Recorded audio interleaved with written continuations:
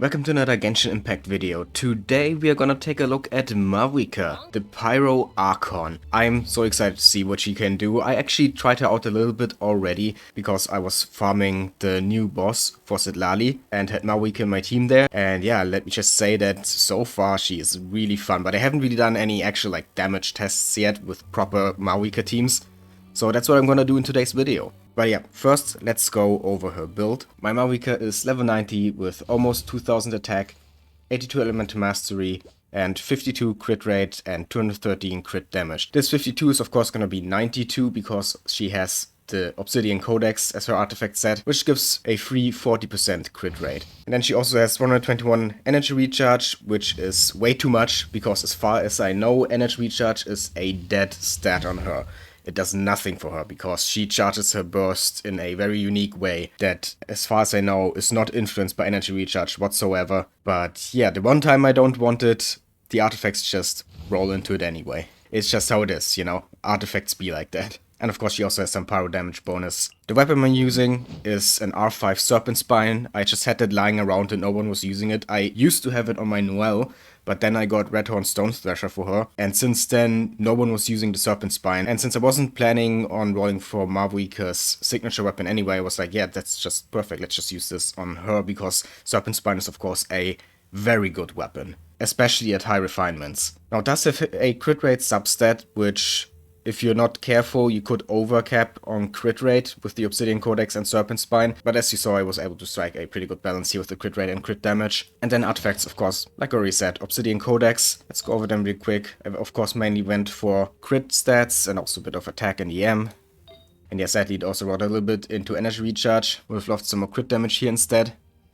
I'm using an attack sense, a pyro damage bonus goblet, which is, by the way, a goblet that makes me really sad. Not because it's a bad goblet, though it could have rolled a little bit more into crit instead of flat attack, but it's still a good goblet, right? The reason it makes me sad is that it's on Arlecchino's set, and on my alt account I have Arlecchino, and I've been trying to get a good pyro goblet for her for so long, and even used some sanctifying elixirs for a double crit pyro goblet that then just rolled all into flat HP. So having this on my main account, just like that, without even trying to get a pyro goblet on that set here, it just makes me sad because I wish I had this on my alt account for my Arlecchino. But oh well, it is what it is. And then of course I'm using a crit damage circlet that also rolled way too much into defense. But yeah, artifact luck being bad, tell me something new. I still think that this build is pretty good for now, but there is of course room for improvement in the future. Constellation 0.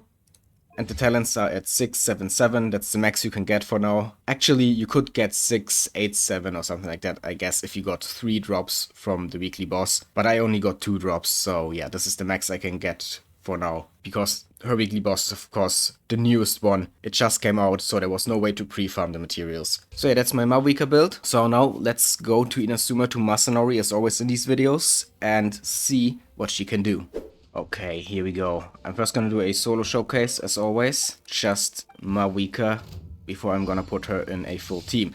And as far as I know, we just basically hold her skill to get the motorbike, and then we attack. And we're actually doing pretty decent damage already. Not bad. But as far as I know, most of the damage actually comes from her charged attacks. And so far I only did normal attacks. So yeah, let's try the charged attacks now. Oh yeah, 10k there. Ow. And the final hit, 14k. You know what? Completely unbuffed, that's actually not bad damage. Especially since I haven't actually used the burst yet, which is gonna give her a significant damage boost. So yeah, let's do that. But first actually let me heal up, because I don't wanna die here. And now it's time for her burst. There we go. That was 78k just like that, and then 24k now with the charge attack. And the final hit, 28k. Yeah, that's very good. Oh my god, yeah. That's already really damn good damage without any other buffs, just her own burst. Now, how easy is it to charge this?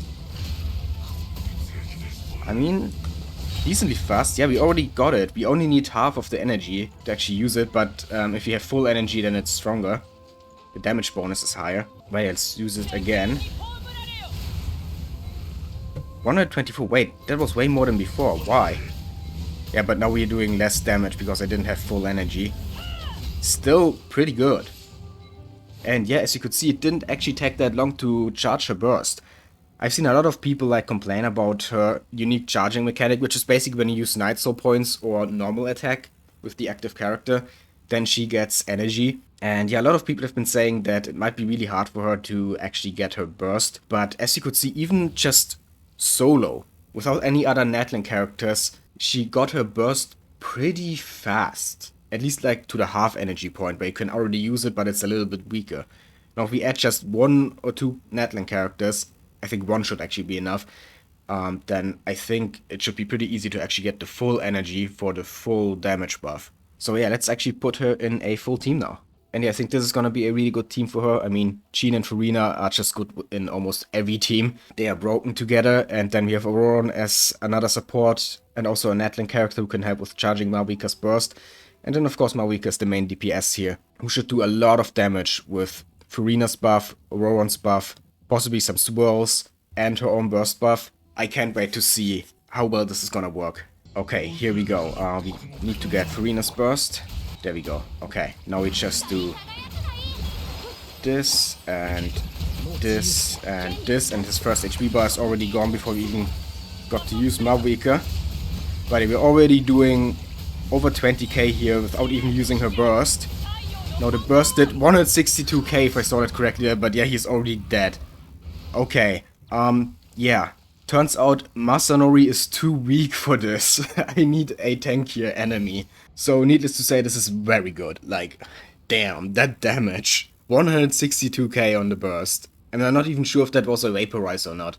It might not even have been a vaporize, because with all the buffs we already saw like over 100k with only Mavuika. So yeah, we can definitely get to like 150k plus, even without vaporize. But yeah, let's go find a tankier enemy now. I think this one here in Natlan should suffice. He has like 1.5 million HP, I think. Okay, here we go. Let's do this. Just immediately use Farina's burst, then Sheen burst. Should probably try to swirl Pyro at some point, but I don't know how to effectively do that in this team. Okay, that was actually below 100k. The damage is really fluctuating yet, but 50k there on the charge attack. Okay. Yeah, it's weird how sometimes you get over 100k on the burst and then sometimes not. Like, how did I not get 100k with all those buffs active? I don't really get it. But yeah, we still killed this thing pretty fast. There we go. Even though for half the battle I didn't really do much and was just talking, it was still a pretty fast kill. But yeah, it's weird. I don't get it why her burst sometimes does less damage.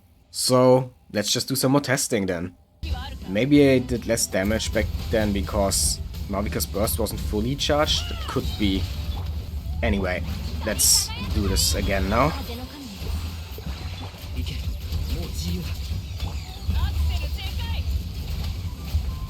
There we go. Okay, there we go. That was 190k.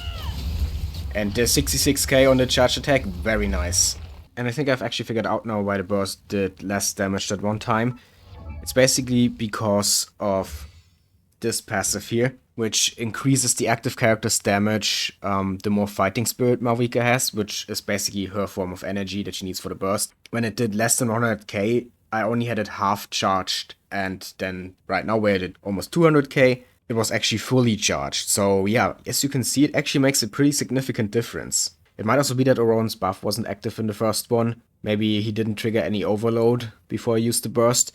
That's also a possibility. But yeah, I think it's mainly this talent that's responsible for the big difference in damage that we saw there. Either way, it's really good damage.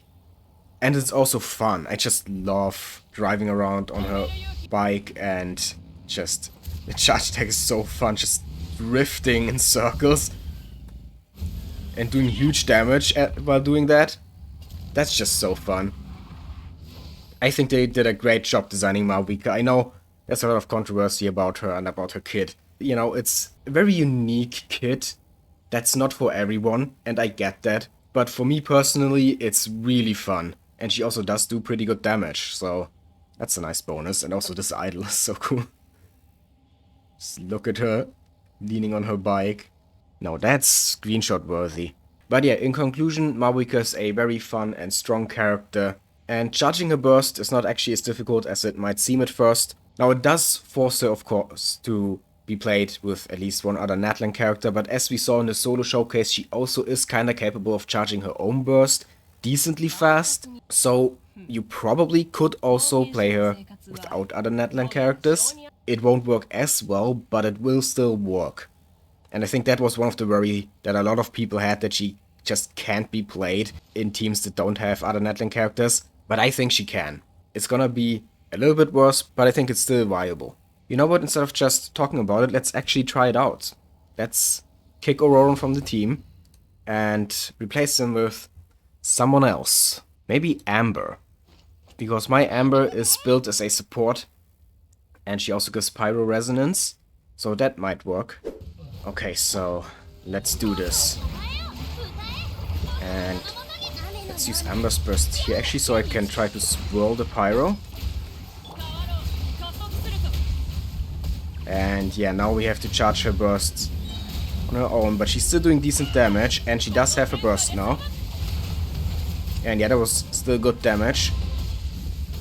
You're not doing quite as much as with Auroran, but still, we are killing it pretty fast.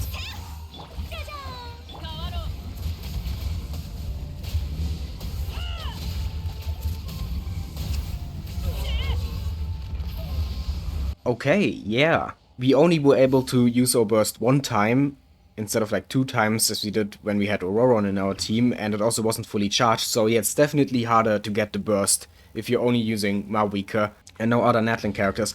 But yeah, as you could see, the damage was still enough to kill the boss pretty fast, and we were able to get the burst at some point. So, like I said, even though it's obviously better to play here with other Natlan characters, it is also possible to not do that.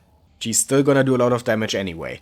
And now that we've cleared that up, it's time to end the showcase. I hope you enjoyed. If you did, please leave a like, comment, and subscribe for more Genshin Impact and other gacha content. And also stay tuned for the upcoming Sitlali showcase. And with that being said, have a nice day.